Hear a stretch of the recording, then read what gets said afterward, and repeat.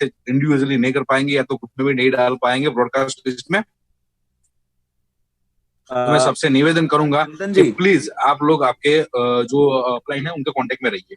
चंदन जी, ठीक है, इंटरप्ट, हमारे साथ आज के जो स्पीकर है यूनिवर्सल क्राउन डायरेक्टर महाराष्ट्र से जो बिलोंग करते हैं बालकृष्ण ढोकले जी, उनको मैं बस, उन्होंने स्क्रीन शेयर कर दी है, मैंने उनको को-होस्ट भी बना दिया है। तो ढोकले सर, क्या आप मेरी आवाज सुन रहे हैं? आप वो अपना एनाउंसमेंट बंद कर दीजिए, यहाँ पे वो पेंसिल का साइन दिख रहा है अभी। हाँ, बस उनको मैं वही बता रहा हूँ, उनको मैं अनम्यूट कर देता हूँ। ओके ढोकले सर, मेरी आवाज सुन पा रहे हो आप? यस सर, आवाज सर सुन। ये ऊपर की तरफ एक ऑप्शन है, मोर करके लिखा होगा, या तो 3 डॉट्स रहेंगे, उस पे आप क्लिक करोगे ना तो वहां पे एक ऑप्शन आएगा डिसेबल पार्टिसिपेंट्स एनोटेशन। एक बार चेक की तरफ है सर मोबाइल पे मेरे नहीं, आपके लैपटॉप पे, क्योंकि आप मेरे ख्याल से लैपटॉप से स्क्रीन शेयर कर रहे हो ना। हाँ, तो ऊपर एक ऑप्शन रहेगा, मोर करके लिखा होगा, या तो 3 डॉट्स रहेंगे, उस पे क्लिक करोगे तो ऑप्शन आएगा डिसेबल पार्टिसिपेंट्स एनोटेशन। स्क्रीन ये सर पीपीटी बंद कर दीजिए, मतलब क्या पीपीटी को थोड़ा सा मिनिमाइज कर दीजिए।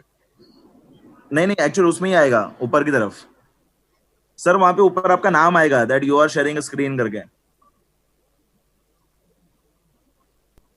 लेफ्ट साइड देखिए सर, लेफ्ट साइड में एक मिनट। नहीं सर, वो राइट पे ही आता है, सॉरी राइट पे ही आएगा, मतलब आपके राइट पे आएगा, स्क्रीन पे राइट साइड आएगा।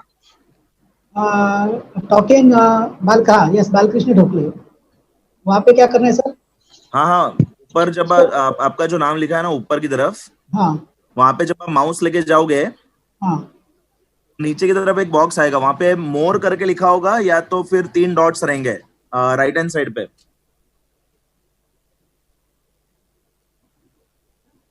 तो दिखाई नहीं दे रहा है सर, मिनिमाइज का ऑप्शन है वहाँ पे। हाँ, मिनिमाइज, 3 डॉट मोर, राइट? हाँ, मोर, तो उस पे क्लिक करो, वहां पे ऑप्शन आएगा disable participants annotations. Yes sir, किया सर। हाँ बस अभी बंद हो गया सर, बंद हो गया, परफेक्ट है। हाँ, बंद हो गया ना, ठीक है। अभी फर्स्ट स्लाइड पे चले जाओ। यस, अभी फर्स्ट स्लाइड पे चले जाओ। फर्स्ट स्लाइड पे चले जाओ सब, फर्स्ट पेज पे। यस सर, हो गया। नहीं हो रहा है सर, फर्स्ट पेज पे चले जाओ। हाँ ओके, ग्रेट, बहुत बढ़िया। तो हो गया सर, फर्स्ट पेज आ गया। तो स्टार्ट करने से पहले फ्रेंड्स, यहाँ पे बहुत सारे मैसेज भी आ रहे हैं कि हमको रिकॉर्डिंग भेजो, तो मैं आपको थोड़ी इन्फॉर्मेशन देना चाहूंगा कि एज पर मैनेजमेंट हम लोग रिकॉर्डिंग नहीं कर रहे हैं, आपको ट्रेनिंग में ही ध्यान देना पड़ेगा, क्योंकि हम लोग जानते हैं, यहाँ पे बहुत सारे वीडियोस भी हम लोग देखते हैं कि लोग लेट के ट्रेनिंग लेते हैं, लोग घूमते घूमते ट्रेनिंग लेते हैं। तो फ्रेंड्स वो एक्चुअली में वो वे नहीं है ट्रेनिंग लेने का। अगर आपको ट्रेनिंग लेना है, अगर आप सीरियस हो, तो प्लीज आप ऐसी कोई जगह पे बैठिए जहां से आप अच्छे से ट्रेनिंग को ले सको, ट्रेनिंग का जो भी यहाँ से पॉइंट आपको सिखाया जाता है वो कहीं पे नोट डाउन कर सको। ठीक है, तो प्लीज हमें ऐसी रिक्वेस्ट मत भेजा कीजिए कि सर रिकॉर्डिंग भेजिए, वो भेजिए, ये भेजिए, ये नहीं होगा, रिकॉर्डिंग भी नहीं होगा इसका। यहाँ से आपको जो पीपीटी शेयर की जाती है, मतलब कि जो स्पीकर के माध्यम से यहाँ पे पीपीटी शेयर की जाती है, वो पीपीटी भी आपको नहीं मिलेगा।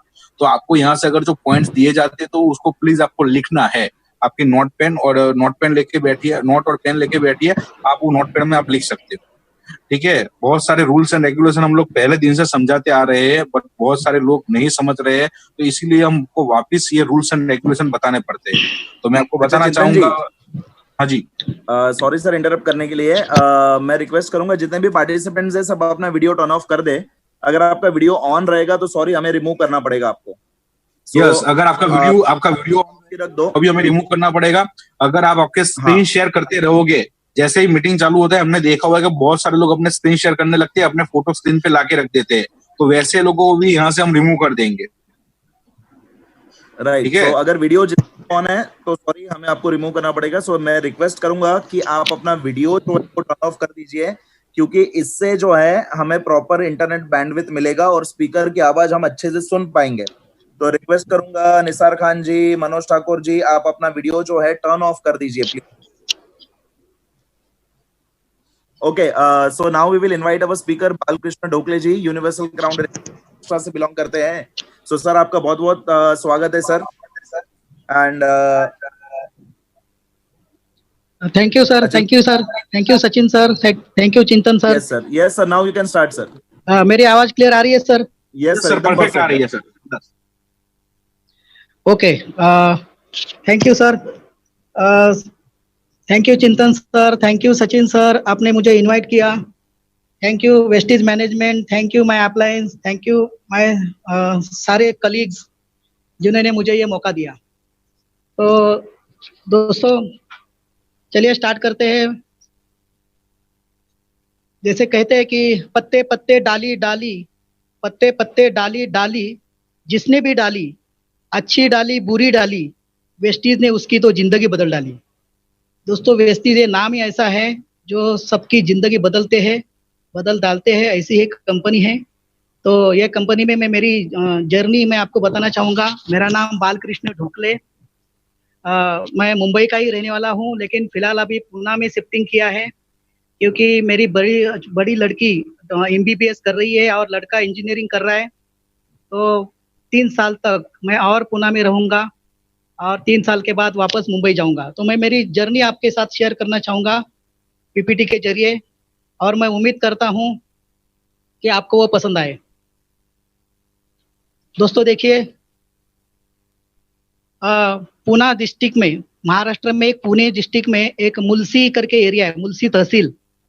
ये मुलसी तहसील में वारक नाम का गांव है। तो वारक विलेज में मेरा जन्म हुआ और उस एरिया ऐसा था जिसमें कोई पढ़ाई लिखाई की कोई सुविधा नहीं थी और बस जिंदगी कट रही थी।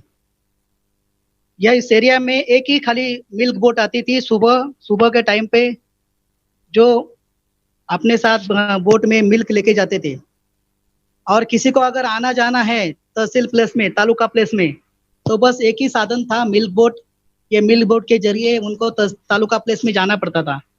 मान लीजिए अगर कोई सीरियस रहता गांव में, तो फिर उसको हॉस्पिटल में लेके जाने के लिए कोई सुविधा नहीं थी। और ऐसी हालत हो रही थी। पिताजी मुंबई में सर्विस करते थे और मम्मी हमें 3 बच्चों के साथ, मतलब मैं और मेरे 3 सिस्टर के साथ हम लोग गाँव में थे और बस खेती कर रहे थे। एक किसान परिवार से मैं हूँ और बस जिंदगी कट रही थी, चल रही थी। ऐसी सिचुएशन में जो गांव के लिए हमारे लिए क्या काम था, हमारे लिए वही काम था कि जानवर को चराने के लिए लेके जाओ, घर के कुछ काम करो, वही काम था। और मैं इकलौता एक था। तो एक दिन मम्मी का पिताजी के साथ जोरदार झगड़ा हुआ। दोस्तों इतना झगड़ा हुआ कि मम्मी ने कहा कि मेरा इकलौता एक लड़का है और मैं क्या उसको गांव में ऐसी उसकी जिंदगी बर्बाद करूं। और फिर पिताजी ने कुछ नहीं सुनी। जितने भी गाय भैंस जितने भी थे सारे सारे मतलब एक किसान परिवार का जो भी सेटअप था, वो सारा सेटअप हमारे चाचा जी को हवाले कर दिया और रातों रात हम लोग मुंबई में आ गए। मुंबई में आपको मालूम होगा सर, मुंबई पीएल लोखंडे मार्ग चेंबूर में एक एरिया है और जिस झोपड़पट्टी में हम लोग रहने शुरू किए। ये झोपड़पट्टी ऐसी थी दोस्तों कि जहां तक मेरी मम्मी 3 किलोमीटर डिस्टेंस से पानी लेके आती थी। 10 बाय 10 के रूम में हम लोग रहते थे। 10 बाय 10 एक कमरा था, वहां पर ही हमारा किचन, वहां पर ही हमारा लिविंग, वहां पर भी हमारा सारा बातें होती थी। आप स्क्रीन पे देख रहे हो एक केरोसिन का स्टोव आता था। वो स्टोव के माध्यम से हम लोग हमारा खाना पकाते थे। और हमारे पिताजी एक मजदूर का ही काम करते थे, मैं आगे बताऊंगा।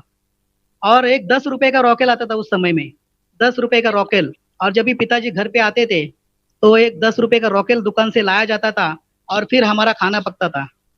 दोस्तों जिस तरह से दूध का बॉटल आती थी, उस समय दूध का बॉटल आती थी, दूध का थैली नहीं था, दूध का बॉटल। तो हम लोग दूध का बॉटल लेने के लिए भी उतनी सिचुएशन नहीं थी। तो हम लोग क्या करते थे कि 10 पैसे का या 4 आने का या 8 आने का दूध लाते थे। अगर कोई मेहमान आए तो दूध लेकर आओ। इस तरह से हालत हम लोग करते थे। लेकिन मुझे याद है कि मैंने एक दिन भी हमें भूखा नहीं रहा, भूखा नहीं रखा। बारिश में पानी भरता था दोस्तों घर में, और एक बाकड़ा हुआ करता था, बाकड़ा यानी 4 पहिया बाकड़ा, लकड़ी का बाकड़ा हुआ करता था। हम 3 भाई बहन ऊपर सोते थे और मम्मी और डैडी रात भर घर से पानी उछलते थे। और उसी दिन मेरा एक ड्रीम बिल्ड हुआ कि भगवान एक ऐसा कुछ मेरे लाइफ में ला कि जिसके वजह से मैं मेरे माँ बाप को खुश रखूं। और उस तरह से देखिए, ये जो सामने स्क्रीन है आपके पास, मेरे पिताजी, आपको पता होगा मुंबई के डब्बे वाले, तो मुंबई के डब्बे वाले का मैं बेटा हूँ। मुंबई में एक ऐसे एक सिस्टम है, जो जो ऑफिस में जाने वाले लोग हैं वो घर से डब्बा नहीं लेके जाते। उनका डब्बा फिर बाद में फिर उस घर से बाद में पिकअप किया जाता है और लंच टाइम में उनको ऑफिस में देते हैं। और खाना खाने के बाद जो एम्प्टी टिफिन है, वो एम्प्टी टिफिन वहां से वापस उठाया जाता है और घर तक पहुंचाया जाता है। तो ये बहुत बड़ी संगठन है मुंबई में। और इंग्लैंड के जो प्रिंस है वो मिलने के लिए आए थे ये डब्बे वाले को, और वहां पे 2 लोग गए थे लंदन में मिलने के लिए, उसमें से एक मेरे मामा जी है। तो दोस्तों ऐसे डब्बे वाले के फैमिली से मैं हूँ, और मुझे नाज है, मैं डब्बे वाले का बेटा हूँ। तो दोस्तों मेरे पिताजी ने जितना भी सारे मेहनत की है वो सारी मेहनत का फल मुझे मिला। 1991 में मुंबई में दंगे हो गए, और उस दंगे में मेरे पिताजी का बांद्रा का बहरामपुरा एरिया से सब लाइन था उधर से। तो इतना प्रॉब्लम हुआ, तो रातों रात हमने पिताजी को बोला कि हमें भूखा रहेंगे लेकिन आप काम पे नहीं जाना है। और फिर पिताजी मुंबई से गांव में शिफ्ट हो गए वापस, और फैमिली की सारी जिम्मेदारी मेरे ऊपर आ गई, क्योंकि 3 सिस्टर और माँ और मैं। और उस समय में मैं 10वीं जस्ट पास आउट हुआ था, और काम की तलाश थी। जो काम मिलेगा वो करने के लिए मैं तैयार था। और भगवान के पास एक सवाल था मेरा कि दोस्त, भगवान एक ऐसा मेरी जिंदगी मिला कि मुझे कुछ करने की जरूरत नहीं पड़ी। और फिर मैं डिप्लोमा में एडमिशन लेने के लिए गया, क्योंकि पहली से 10वीं तक फर्स्ट क्लास पास हुआ हूँ सर। फर्स्ट क्लास फास्ट, यानी जिस तरह से पहली में नंबर 1 पोजीशन, दूसरी में नंबर, तीसरी में नंबर 1, और इस तरह से 10वीं में भी कम से कम 83% का पास आउट। और फिर मैंने डिप्लोमा में एडमिशन लिया सिविल इंजीनियर। लेकिन दोस्तों ओपन कैटेगरी में होने के कारण मुझे सिविल इंजीनियर का डिप्लोमा का एडमिशन भी नहीं मिला। और फिर घर की परिस्थिति भी खराब थी, तो क्या करना है। तो किसी ने मुझे सुझाव दिया कि मुंबई BST जो बसेस है वहां पे वो कॉर्पोरेशन में 3 साल अगर आप अप्रेंटिसशिप करते हो तो आपको तुरंत जॉब मिलेगा। तो मैंने ऑटो इलेक्ट्रिशियन का कोर्स वहाँ पे ज्वाइन कर लिया। 2 साल का ऑटो इलेक्ट्रिशियन कोर्स करने के बाद मुझे BST में परमानेंट जॉब लगा। और BST का जॉब करते करते मैं और कुछ मेरे लाइफ में ढूंढ रहा था कि कुछ ना कुछ चाहिए भगवान मेरे लाइफ में, क्योंकि मेरे सपने बड़े थे। और उस पीरियड में ऐसा हादसा हुआ कि मेरे लाइफ में नेटवर्क मार्केटिंग आया। मेरे एक दोस्त मेरे घर पे आए एक देवदूत बन के, और जिन्होंने नेटवर्क मार्केटिंग मुझे इंट्रोड्यूस किया। और ये बिजनेस मैं करते करते गया। आप स्क्रीन पे देख सकते हैं कि काम करते गया, मीटिंगें करते गया, सीखते गया अपलाइन के साथ। और एक जमाना ऐसा आया दोस्तों, 8 लाख लोगों का संगठन बना। महाराष्ट्र, गुजरात, कर्नाटक, मध्य प्रदेश, इस तरह से पूरे इसमें एक नेटवर्क मेरा फैल गया। और जो मैं BST का जॉब करता था, BST का जनरल मैनेजर बस से आता था, और मैं मारुति एस्टीम VX कार, उस जमाने में बहुत बड़ी कार होती थी, वो कार लेके जाता था। और जिस समय मेरा इनकम 8 लाख रुपया बना मंथली, तब मैं BST का जॉब छोड़ दिया और फुल टाइम हो गया दोस्तों ये बिजनेस में। और इस तरह से कारवा बढ़ता गया, बहुत सारे पैसे यहाँ पे कमाए आते गए। मंथली 25 लाख रुपया मंथली इनकम, 1 करोड़ रुपया साल का बोनस इंसेंटिव। इस तरह से काम करते करते गए। और ऑल इंडिया में ऐसा कोई टीम नहीं था जो टीम हमें बीट कर सके। मेरा टीम का नाम था अश्वमेध टीम। तो अश्वमेध टीम को ब्रेक करने वाला कोई टीम में पूरे हिंदुस्तान में नहीं था। तो दोस्तों ऑल इंडिया में मैंने 8 बार नंबर 1 पोजीशन हासिल कर ली। और उसी समय कंपनी के चेयरमैन उन्होंने मुझे बुला के 10 साल 10 मारुति कार का प्राइज दिया था दोस्तों। तो ऑल इंडिया नंबर 1 ये कम समय में, जब मेरी शादी भी नहीं हुई थी। और उसी प्रकार मैंने एक पहली गाड़ी की शुरुआत की। तो मैंने पहली गाड़ी का शुरुआत, मेरे पास एक फियाट गाड़ी थी। एक फियाट गाड़ी धक्का मार के स्टार्ट होती थी, लेकिन एक ड्रीम था कि आगे चल के बहुत कुछ करूंगा। फिर मेरे पास गाड़ी मारुति एस्टीम VX गाड़ी, जो मैंने आपकी बात की अभी, उसका नंबर भी आज भी मुझे याद है, 5151। इसके बाद कॉलिस करके गाड़ी, फिर S क्रॉस, फिर स्कोडा गाड़ी। तो इस तरह से सर बहुत बढ़िया चेंबूर में एक मैंने 2 करोड़ का फ्लैट लिया, 2.5 करोड़ का उसका प्राइस है। जो उस समय मैंने 30 लाख रुपए का लिया था और 8 लाख रुपए का फर्नीचर किया था दोस्तों। तो एक 10 बाय 10 के रूम में रहने वाला 2 BHK हॉल में पहुंच गया। इसके यही नहीं, इसका कारवा यहीं पे नहीं रुका। 3 एकड़ लैंड गांव में परचेस किया मैंने, पूना में 3 एकड़ लैंड। और वो लैंड के ऊपर मैंने शॉपिंग कॉम्प्लेक्स बनाया। 15 शॉप 16 शॉप का मैंने एक शॉपिंग कॉम्प्लेक्स बनाया। इसी के साथ वहाँ पे एक मंगल कार्यालय, बैंक्वेट हॉल, मंगल कार्य मैरिज हॉल शुरू किया। और इतना ही नहीं, तो अपने घर में जो सिलेंडर आता है उसकी गैस एजेंसी भी कर ली, 70-75 लाख रुपया खर्चा करके गैस एजेंसी कर ली। तो ये गैस एजेंसी, बाकी सारा लाइफ सेटल था। और मेरी बड़ी लड़की, मेरा एक ड्रीम था कि मेरी लड़की को मुझे डॉक्टर पढ़ाना है। तो डॉक्टर, अभी मेरी लड़की डॉक्टर है और डॉक्टर पढ़ रही है, 3rd ईयर एमबीबीएस में है, लड़का इंजीनियरिंग है और अच्छा लाइफ चल रहा था, कुछ टेंशन नहीं था। और मार्केट में कोई है ही नहीं था चारा, क्योंकि देख जितनी भी कंपनी मेरे नजर में थी वो सारी, क्योंकि हम लोग आरडीएफडी बिजनेस में थे, इन्वेस्टमेंट टाइप में थे और ऐसे प्रोडक्ट बेस के लिए हमारा कभी पंगा नहीं पड़ा था। लेकिन दोस्तों ये बात हुआ उधर कि कुछ करना था लाइफ में, क्योंकि नेटवर्क मार्केटिंग का जो इनकम का जो नशा था, वो नशा मुझे मालूम था, लेकिन अच्छी कंपनी नहीं मिल रही थी। इस पीरियड में मैं एमएलएम कंसल्टेंट बना, मतलब जिसको भी एमएलएम कंपनी शुरू करनी है वो मेरे पास आ जाए, हम उसको कंपनी बनाने के लेकर के, वो कंपनी शुरू करने से लेकर के पूरी तरह से, यानी उसको सॉफ्टवेयर बना के देना है, उसको प्लान कैसे बनाना है, लॉजिक कैसे बनाना है, ये सारे हम लोग करके देते थे। मान लो कि कोई चेयरमैन हमारे पास आता था तो बोलता था कि हमें 6 महीने तक कंपनी चलाना है, तो हम लोग 6 महीने के हिसाब से सॉफ्टवेयर बनाते थे। अगर कोई चेयरमैन बोलता है कि नहीं मुझे 1.5 साल कंपनी चलाना है, तो हम लोग 1.5 साल कंपनी चलेगी ऐसे ही लॉजिक बनाते थे। तो बस यही काम चल रहा था। मैं देख रहा था कि कंपनी कुछ सिक्योर्ड नहीं है, जो फॉरेन की कंपनी है वही अच्छी तरह से चल रही है, और ऐसे ही समझ कर रहे थे, लोगों को सप्लाई कर रहे थे प्रोडक्ट, एमएलएम कंपनी को प्रोडक्ट सप्लाई कर रहा था, लेकिन मेरा बिजनेस में भी मेरी रुचि थी। लेकिन एक बार ऐसा हुआ कि पनवेल में मैं एक मेरे जूनियर के बेटे के शादी में पहुंच गया, और कम से कम नेटवर्क मार्केटिंग में नहीं कर रहा था, क्योंकि मैं ट्रेडिशनल बिजनेस में सेटअप हुआ था, मेरा सेटअप लग गया था। तो उस शादी में मेरे डाउनलाइन के कम से कम 150-200 लोग आ गए, और बहुत दिनों के बाद हम लोग साथ में मिले वहां पे। तो शादी बाजू में ही रह गई, हमारा टॉपिक शुरू हो गया, और वहां पे बहुत सारे लोगों ने बोला कि सर ऐसा करते हैं ना कि आप 5 लाख रुपया निकालिए, वो 10 लाख रुपया निकालिए, हम सारे लोग मिलकर कंपनी शुरू करते हैं। मैं बोले यार मुझे कंपनी नहीं करना है, क्योंकि मुझे मालूम था कंपनी का फ्यूचर क्या है, मैं देख रहा था सामने वाले लोगों को, तो ये नहीं था। तो मैंने उनको बोला कि भाई हम कंपनी नहीं करेंगे, तो मुझे तुम इस मामले में मत घसीटो, तुम तुम्हारा देखो। लेकिन बहुत जिद करने के बाद मैंने सोचा कि देखो हम लोग इन्वेस्टमेंट का काम नहीं करेंगे, हम कोई आरओआई का काम नहीं करेंगे, हम दूसरा कोई काम नहीं करेंगे, प्योरली प्रोडक्ट बेस्ड काम करना है। तो क्या करना है, तो बोले चलो ढूंढते हैं हम लोग। और इसी तरह से हम लोगों ने एक 10-15 लोग इकट्ठा हो गए, और हम लोग गए खंडाला में एक रिसोर्ट बुक किया। 8 दिन वहां पे हम लोग लॉकडाउन हो गए, जैसे अभी लॉकडाउन चल रहा है वैसे हम लोग लॉकडाउन हो गए। क्यों लॉकडाउन हुए, क्योंकि कंपनी सर्च करनी है।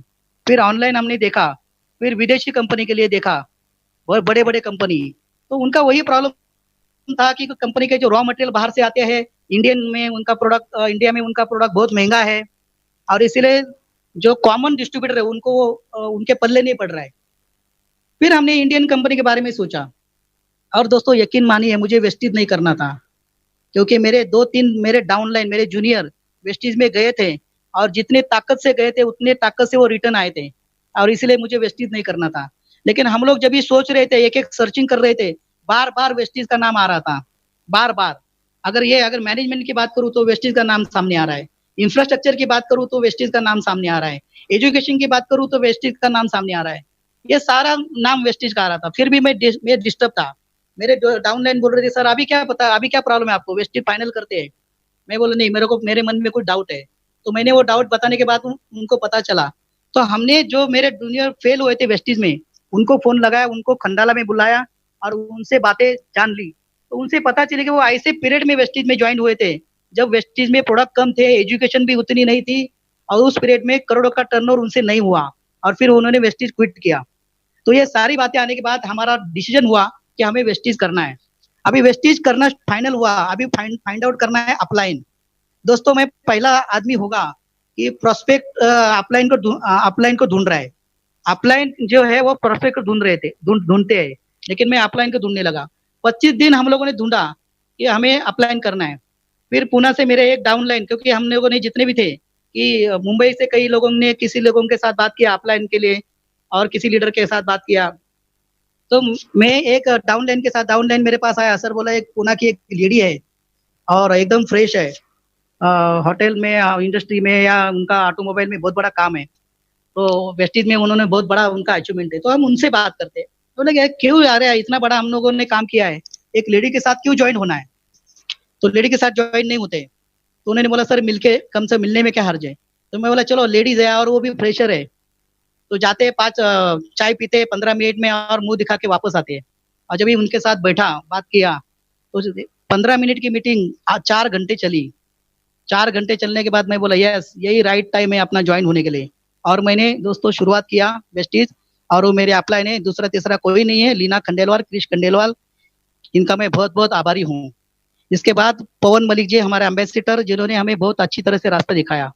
फिर उसी दौरान बाली सर का पूना में मीटिंग, हम बाली सर के साथ मीटिंग हुई और हमने जोर से बिजनेस में स्टार्ट किया। और मैंने सोचा था कि पहले ही महीने में मैं क्राउन डायरेक्टर मार लूंगा, लेकिन दोस्तों पहले महीने में हवा निकल गई, मैं ब्राउन डायरेक्टर ही बन पाया। पहले महीने का चेक आया मेरा 23,949। दूसरे महीने में मेरे 2 डायरेक्टर बने, एक टीपी पाटिल और दूसरे पीएम शेख जी, और उसके माध्यम से मैं गोल्ड डायरेक्टर बना, मेरा इनकम हुआ 47,000। और 6वें महीने में मैं क्राउन डायरेक्टर बना और इनकम आया मेरा 1,29,000 रुपया। इसके बाद मैं यूनिवर्सल क्राउन डायरेक्टर बना 15 महीने में, और मेरा पे आउट आया 2,17,000 रुपया। तो दोस्तों इसी तरह से 15 महीने में मैंने यूनिवर्सल क्राउन डायरेक्टर हासिल किया। लेकिन दोस्तों नए लोगों को मैं एक ही मैसेज दूंगा कि ये 15 महीने में मैं यूनिवर्सल क्राउन डायरेक्टर जरूर बना हूँ, लेकिन दोस्तों इसके पीछे 25 साल की तपस्या है, 25 साल का एक्सपीरियंस है मार्केट का। तो धीरे धीरे आप भी उस तक इसके आ सकते हैं और आप भी इसके ऊपर अच्छी तरह से कामयाब हो सकते हैं।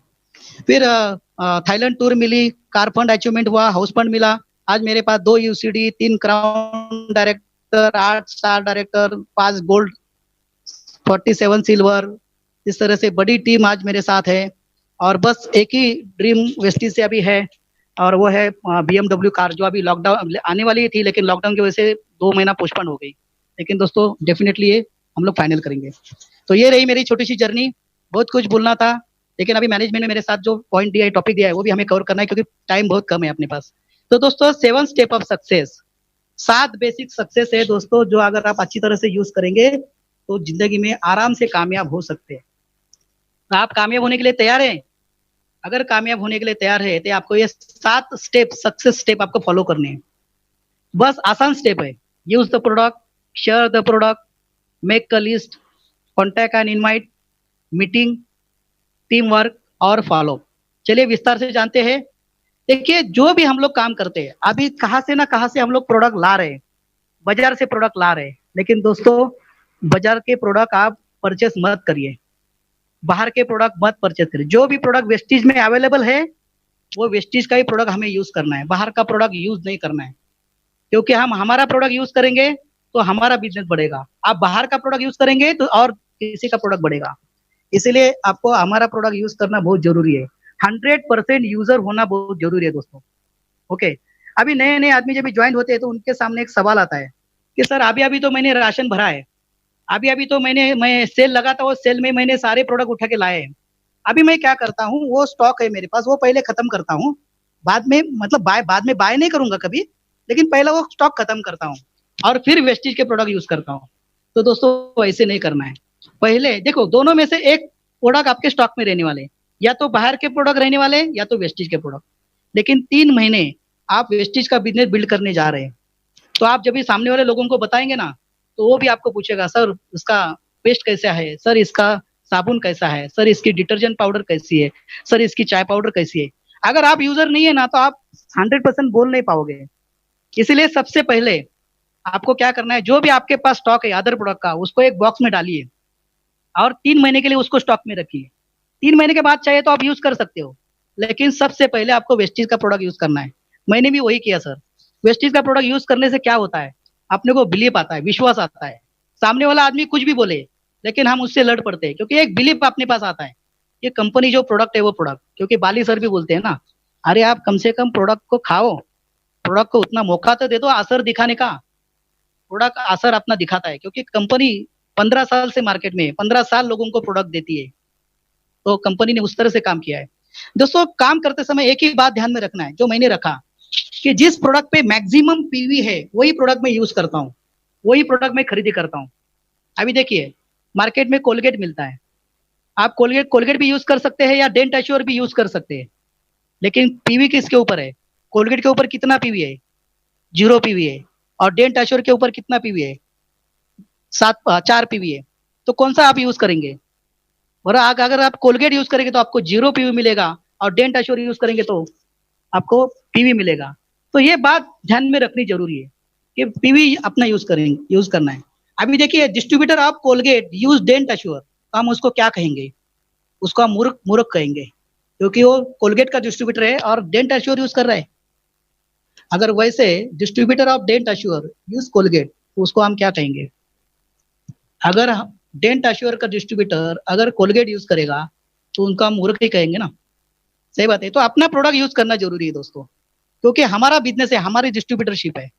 अभी देखिए, ओनर ऑफ किराना शॉप, किराना दुकान वाला अपने दुकान से सामान नहीं लेगा, वो सामान लेने के लिए बिग बाजार जाएगा, तो चलेगा क्या?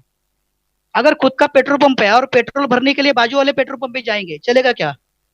नहीं चलेगा सर। दूसरे का बिजनेस बढ़ेगा, अपना बिजनेस नहीं बढ़ेगा। इसलिए हम हमारा डिस्ट्रीब्यूटर है तो हमारा ही बिजनेस बिजनेस यूज करना जरूरी है। मेरी एक थ्योरी बनी है कि जो प्रोडक्ट वेस्टेज में अवेलेबल है और मेरे घर में लगता है, वो डेफिनेटली सर मैं यूज करता हूँ। इसीलिए यूज करना, 100% यूजर बनना बहुत जरूरी है दोस्तों। उसके बाद आता है शेयर द प्रोडक्ट। अगर प्रोडक्ट आपको अच्छा लगा तो लोगों को बताने है, और बताती भी है, क्योंकि बोलते हैं ना, इंसान एक ऐसा आदमी है जो अच्छी बातें भी लोगों को बताता है और बुरी बातें भी लोगों को बताता है। तो हम लोग शेयर करेंगे प्रोडक्ट। और every successful person create sales. देखो, सेल किए बिना आदमी करोड़पति नहीं बनता है। जैसे शाहरुख खान है या आमिर खान है, जितने भी एक्टर है वो एक्टर कुछ ना कुछ सेल करते हैं दोस्तों, और सेल करके बड़े बड़े बने। तो हमें भी सेल करना है, हमें भी लोगों के साथ बात करनी है। ये बिजनेस अपना डोर टू डोर सेलिंग का बिजनेस नहीं है दोस्तों। ये बिजनेस अपना डोर टू डोर सेलिंग का नहीं है। हमें सिर्फ लाइफ में एक बार हमें 10 कस्टमर बनाने हैं, बस 10 कस्टमर। बहुत सारे लोग बोलते हैं कि सर मेरा 100 पीवी नहीं होता। दोस्तों, आराम से सर 100 पीवी होता है। अगर आपने कुछ पीवी अपने परचेस का यूज कर लिए और कुछ अपने कस्टमर बनाए, लाइफ में एक ही बार आपको 10 कस्टमर चाहिए। मान लीजिए अगर 100 पीवी करना है आपको, तो 10 पीवी का एक कस्टमर, 10 पीवी यानी 30 रुपए का एक पीवी, यानी 300 रुपए का सामान लेने वाले हमारे पास 10 लोग होने चाहिए। यानी 10 लोग अगर होते तो आपका 100 पीवी हो जाएगा। और मेरे पास एक ऐसे भी आदमी है जो जिसके पास कुछ बड़ा इन्वेस्टमेंट करने के लिए पैसा नहीं है। उन्होंने क्या किया, 3,000 रुपया लगाया, और क्या किया वो, उन्होंने क्या किया, 2 डजन टूथपेस्ट और 2 डजन साबुन परचेस किया, और उन्होंने 24 कस्टमर बनाए, एक टूथपेस्ट और एक साबुन। और हर महीने के 2 तारीख को 3,000 का सामान लेता है। वो घर में आने के बाद 24 उसका पार्ट थैली करता है और फिर लोगों को देता है। 2 दिन में उसका पैसा वापस आता है। वही पैसा दूसरे महीने में रीपर्चेज के लिए, उससे पैसा आएगा तीसरे महीने में वही। इस तरह से 3,000 का खरीदी उसका 4 महीने में, 5वें महीने में उसको फ्री प्रोडक्ट। तो दोस्तों, इसी तरह से आराम से 100 पीवी का बिजनेस हो सकता है। और बोलते हैं ना कि कॉन्सेंट्रेशन करना है खाली 20। अपने पास करीबन कंपनी के पास 350-400 प्रोडक्ट है दोस्तों। सारे प्रोडक्ट के ऊपर कॉन्सेंट्रेशन करने की जरूरत नहीं है। सिर्फ एक 20-22 प्रोडक्ट आप ध्यान में रखिए। मैंने तो कम से कम 50 प्रोडक्ट की नहीं बात की, एक 20 प्रोडक्ट मैंने सिलेक्ट किए और उसके ऊपर मैं काम करता हूँ। और मैं लोगों को एक ऑफर देता हूँ कस्टमर बनाने के लिए। मैं आपको भी बता दूं, आपको भी ये फायदा हो जाएगा। अगर आप 3,000 का बिल करते हो कंसिस्टेंसी में, तो कंसिस्टेंसी ऑफर मिलता है, हमें डिस्काउंट मिलेगा 500 रुपया, 300 रुपए के फ्री प्रोडक्ट मिलते हैं और 150 रुपया एवरेज मिलता है बोनस। 4 फायदा होता है। मैं क्या करता हूँ मालूम है, कंसिस्टेंसी ऑफर कस्टमर को छोड़ देता हूँ। मतलब मैं क्या करता हूँ, एक आदमी है, उसको मैं जाके बोलता हूँ कि सर आपने अगर मेरे राइस ब्रांड ऑयल के अगर एक बोतल 4 महीने लेंगे तो 5वें महीने में मैं आपको फ्री दूंगा। मैं अगर एक कस्टमर को बोलता हूँ कि 500 रुपए का सामान अगर आप मेरे से लेते हो तो 5वें महीने में मैं आपको 500 रुपए का सामान फ्री दूंगा। मतलब उसके लिए ये एडवांटेज नहीं है, एडवांटेज मेरे लिए है, क्योंकि मैं 100 पीवी का बिजनेस करूंगा तो 5वें महीने में मुझे कंसिस्टेंसी ऑफर मिलेगी, और वही ऑफर में मेरे कस्टमर को डिस्काउंट दूंगा, तो मेरे कस्टमर आराम से बन सकते हैं। इसीलिए सर, पीवी बनाना कोई बड़ा काम नहीं है वेस्टेज में। 100 पीवी, 300 पीवी, 500 पीवी अगर आप नहीं बना रहे ना, तो वेस्टेज आपको समझ में नहीं आएगी, वेस्टेज के प्रोडक्ट आपको समझ में नहीं आए। तो इस तरह से आप ये प्रोडक्ट के बारे में देख सकते हैं। चलिए तीसरी बात देखते हैं, तीसरा सक्सेस पॉइंट देखते हैं कि जैसे आप बताया कि यूज द प्रोडक्ट, और कस्टमर जरूरी है अपने बिजनेस के लिए, और वैसे जरूरी है अपने बिजनेस में एक लिस्ट। क्योंकि यूज करके बहुत बड़ा बिजनेस नहीं कर सकते, रिटेल करके बहुत बड़ा बिजनेस नहीं कर सकते, लेकिन लोगों को बिजनेस में लाके बहुत बड़ा टर्नओवर कर सकते हैं। और जितना बड़ा बिजनेस उतना ही बड़ा रॉ मटेरियल होना चाहिए। तो हमारे बिजनेस का रॉ मटेरियल क्या है? हमारा बिजनेस का रॉ मटेरियल है लिस्ट। तो लिस्ट बनानी जरूरी है दोस्तों। तो कुछ लोग क्या करते हैं, छोटी छोटी लिस्ट बनाते हैं। तो छोटी छोटी लिस्ट बनाते हैं, पहले तो वो बनाते ही नहीं है, वो बोलते सर क्या बनाने की जरूरत है, मेरे तो ध्यान में है ना, अगर पागल हुआ तो बोलते मेरे मोबाइल में है, अगर मोबाइल पानी में गिर गया वो या खराब हुआ तो लिस्ट का क्या हालत होगा। तो लिस्ट बनाना चाहिए दोस्तों। फिर लोग क्या करते हैं, लिस्ट बनाने की कोशिश करते हैं, लेकिन बड़ी लिस्ट बनाते हैं, इतनी बड़ी लिस्ट बनाते हैं, 5,000 लोगों की लिस्ट बनाते हैं। तो 5,000 लिस्ट बनाई, ये कहाँ से बनाई? तो बोलते हाँ देखिए ये नरेंद्र मोदी, ये सचिन चिकाटे, ये चिंतन जी, ये नितिन दोबले, ये लीना खंडेलवाल, ये उद्धव ठाकरे, बन गई 5,000 लोगों की लिस्ट। दोस्तों वैसे भी नहीं होनी चाहिए। जैसे वो आदमी हमें पहचानता है वैसे हम भी उसको पहचानते हैं, वैसे वो भी हमें पहचानना चाहिए। वो भी हमें पहचानना चाहिए और हम भी उसको पहचानने चाहिए। इसी तरह से एक दूसरे को पहचानने वाले आदमी की लिस्ट बनाइए। लिस्ट बड़ी जरूर होनी चाहिए, लेकिन जितनी लंबी लिस्ट करेंगे ना उतना ही हमारा बिजनेस बढ़ेगा। लेकिन लिस्ट बनाते समय प्रीजज मत नहीं करना है हमें। मतलब ये आदमी मोटा है तो बिजनेस नहीं कर पाएगा, ये लंबू है वो बिजनेस नहीं कर पाएगा, ये तो ठेंगू है ये बिजनेस नहीं कर पाएगा, ये एकदम काला है, ये तो एकदम एक्टर है, एकदम नट्टा पट्टा करके मार्केट में घूमती है, वो क्या काम करेगी, और ये बिजनेसमैन है इसको तो जरूरत भी नहीं है, उसको क्या जरूरत है। तो दोस्तों प्रीजज मत करना। किसी के माथे पे नहीं लिखा है कि ये आदमी काम करेगा या नहीं करेगा। दोस्तों कोई भी आदमी अपने रंगों से नहीं अपने गुणों से बड़ा होता है, और गुण हमें सामने से नहीं दिखते, इसलिए प्रीजज नहीं करना है। जो भी आदमी है सामने वाले का नाम आपके लिस्ट में होना चाहिए, और इसलिए आपको एक डायरी लिखना चाहिए, डायरी बनाना है। बोलते हैं ना कि किसी आदमी ने मंदिर की स्थापना ही नहीं की, अपने बिजनेस की स्थापना ही नहीं की। अपने बिजनेस की स्थापना यानी रजिस्टर बनाना। बहुत सारे लोगों ने 99% लीडर, बड़े बड़े लीडर इसमें ही फेल होते हैं, लिस्ट नहीं बनाते वो, और लिस्ट में नहीं बनाएंगे तो आगे काम कैसे होगा। तो लिस्ट बनाना जरूरी है। अगर आपका दुश्मन है ना तो दुश्मन का भी नाम होना चाहिए, बाद में आप निकाल सकते हैं, लेकिन नाम लिखना जरूरी है। प्रीजज नहीं करना है किसी के साथ। 3 फीट रूल आपके, अभी 3 फीट रूल यानी 1 मीटर का डिस्टेंस। अभी देखिए कोरोना ने कितना बता दिया लोगों को कि 3 फीट के दायरे में नहीं जाना है। 3 फीट के जरिए यानी इतना बड़ा डुप्लीकेशन कोरोना ने आज लोगों के सामने दिया है। तो 3 फीट रूल एक ऐसा है कि आपने 3 फीट के जरिए में, दायरे में, यानी 1 मीटर के दायरे में जितने भी नए कॉन्टेक्ट आएंगे दोस्तों, आपकी उसके साथ दोस्ती होनी चाहिए। जब भी मैं बस से जाता हूँ तो बगल वाली सीट में कोई आदमी होता है तो मैं उसके साथ में दोस्ती करता हूँ। मैं कभी कभी नागपुर जाता हूँ, अहमदाबाद जाता हूँ तो कार लेके नहीं जाता हूँ, ट्रेन से जाता हूँ या बस से जाता हूँ, उससे मुझे कॉन्टैक्ट मिलते हैं। क्योंकि मेरे 3 फीट के दायरे में जो भी आदमी आया उसका नंबर या मेरा कार्ड शेयर हो गया उसके साथ, और उसका मेरा नंबर आया। तो इसी तरह से ज्यादा लोगों की लिस्ट बढ़ा सकते हैं। और जितनी लिस्ट है आपकी वो लिस्ट अपडेट भी होनी चाहिए। अभी देखिए मैं मुंबई से पुणे आया तो मेरे नए नए कॉन्टैक्ट बन गए, तो लिस्ट भी मेरी अपडेट हो गई। तो अपडेट भी होना जरूरी है, आपकी लिस्ट बढ़ानी भी जरूरी है और अपडेट भी होनी जरूरी है। और एक आपको एक इसका तरीका बताता हूँ, ऑर्गेनिक वे और अनऑर्गेनिक वे। ऑर्गेनिक वे कैसे होता है कि आप अपने हिसाब से काम करते हैं, आपका लिस्ट निकालते हैं, लिस्ट के हिसाब से काम करना है, अपलाइन का सपोर्ट लेना है। और अनऑर्गेनाइज वे कैसे होता है, अपलाइन के ऊपर आते ही अपलाइन के ऊपर डिमांड होता है कि भैया एक काम करो अपलाइन, मैं तुम्हारे पास जुड़ जाऊंगा लेकिन 2 आदमी आप देना मुझे। तो 2 आदमी मैं तुमसे लूंगा, 2 आदमी का जुगाड़ मैं और किसी से करूंगा, और मेरी नैया मैं किनारे लगाऊंगा। दोस्तों ऐसा नहीं होता है।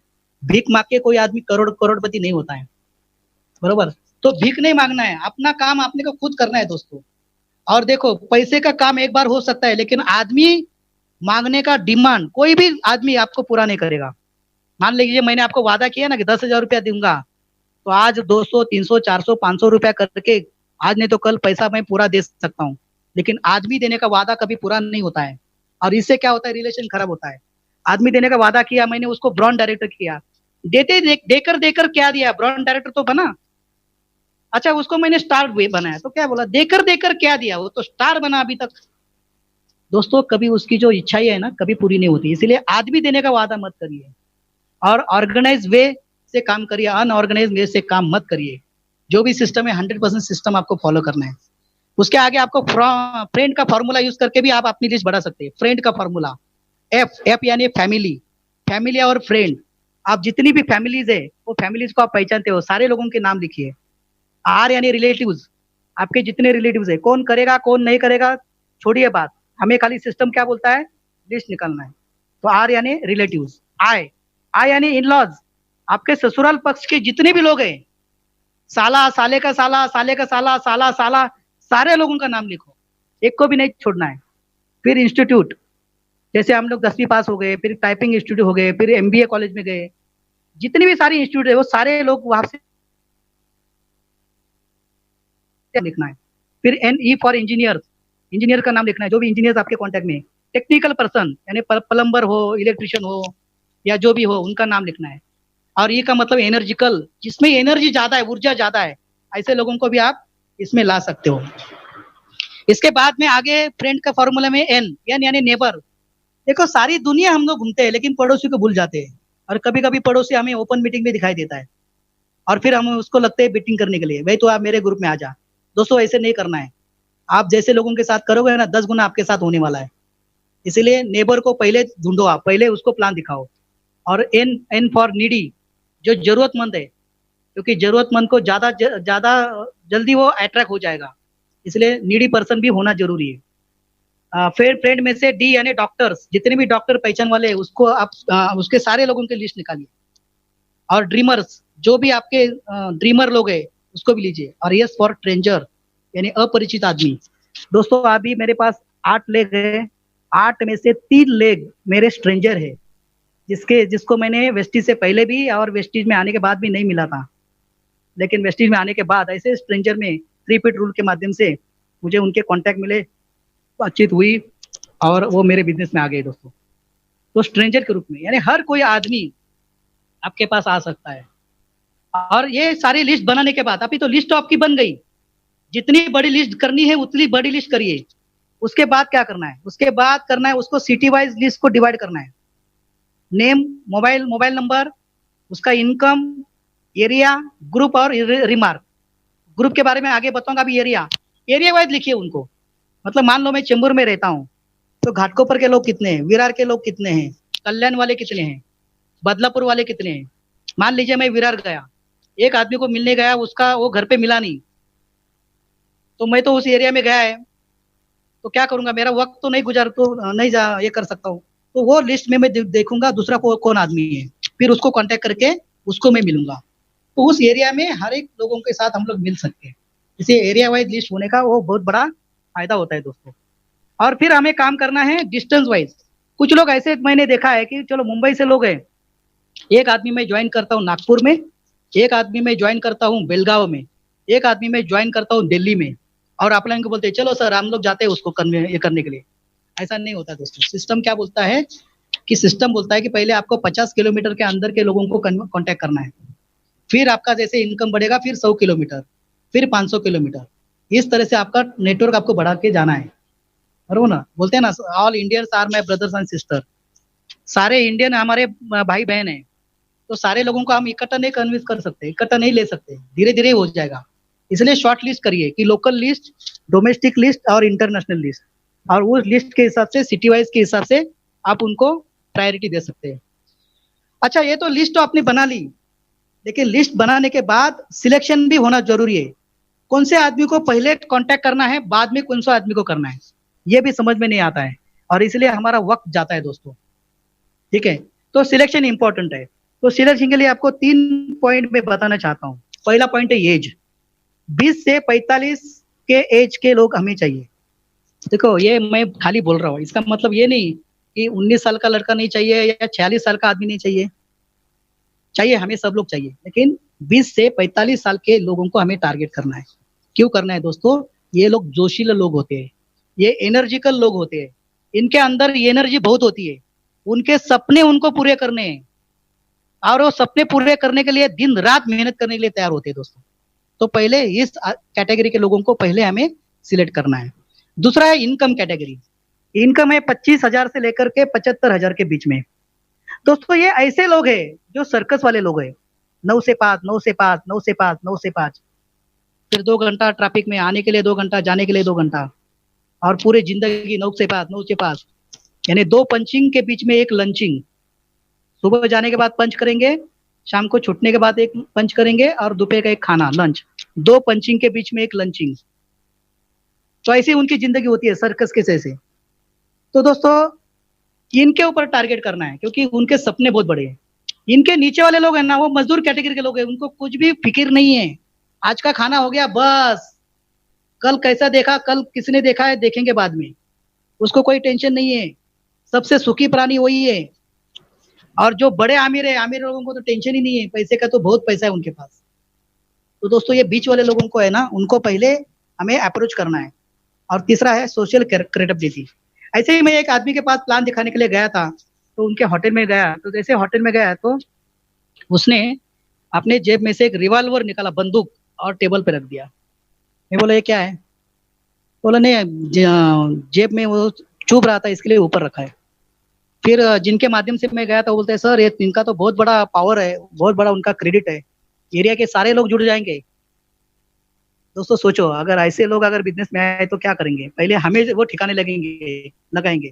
तो दोस्तों ऐसा कुछ भी हमें गलत ये नहीं करना है जहां से हमारा बिजनेस खराब हो।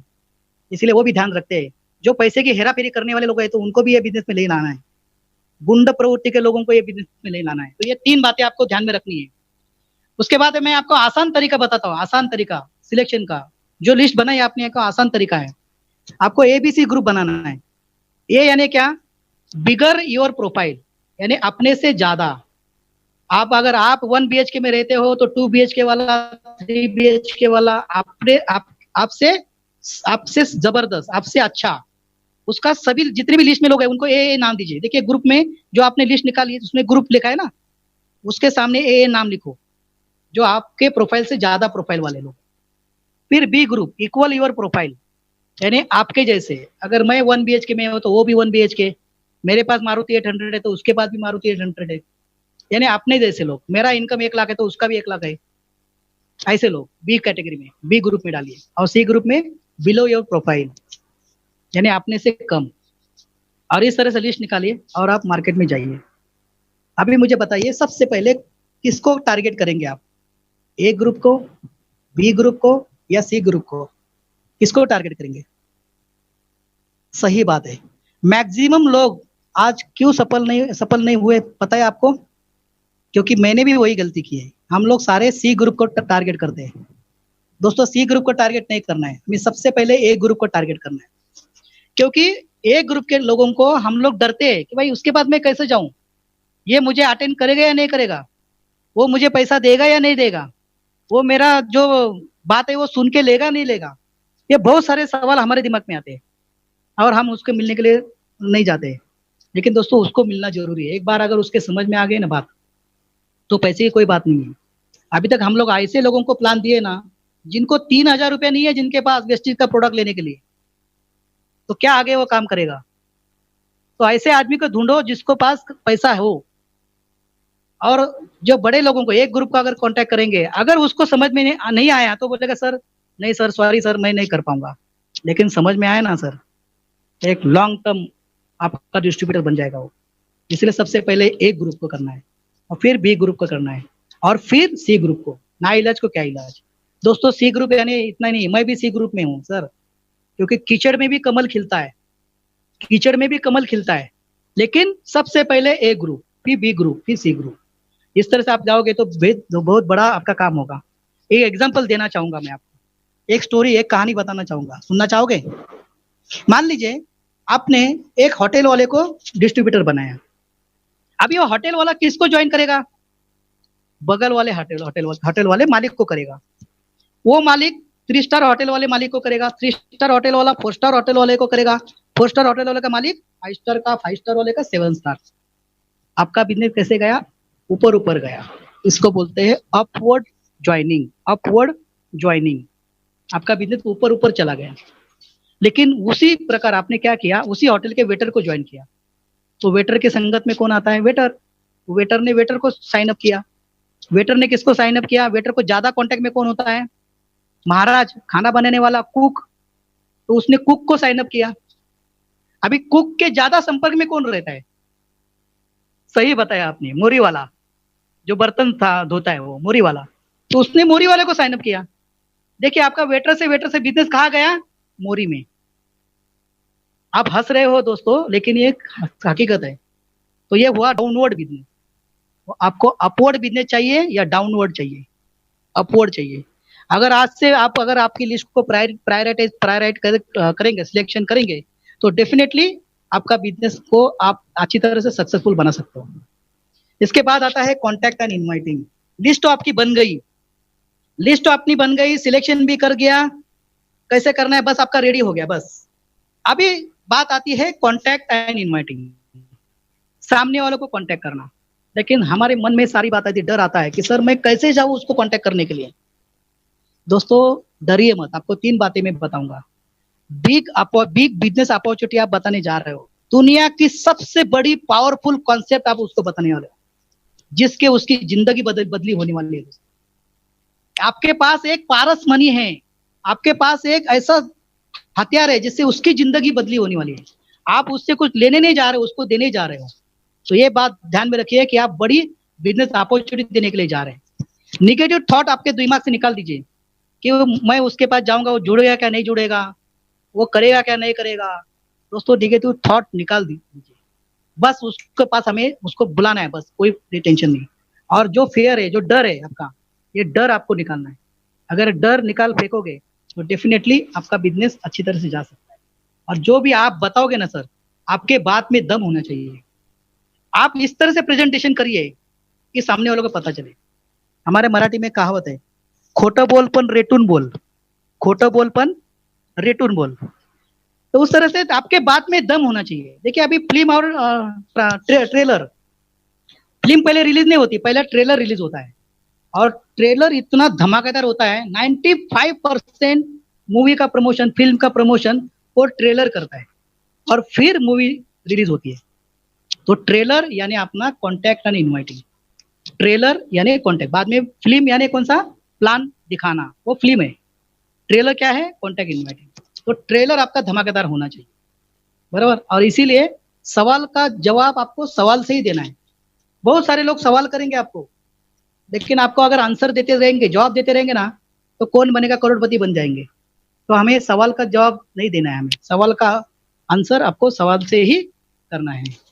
अभी देखिए एक मंत्र आपको बताऊंगा, सवाल का जवाब सवाल से दे, सवाल का जवाब सवाल से दे।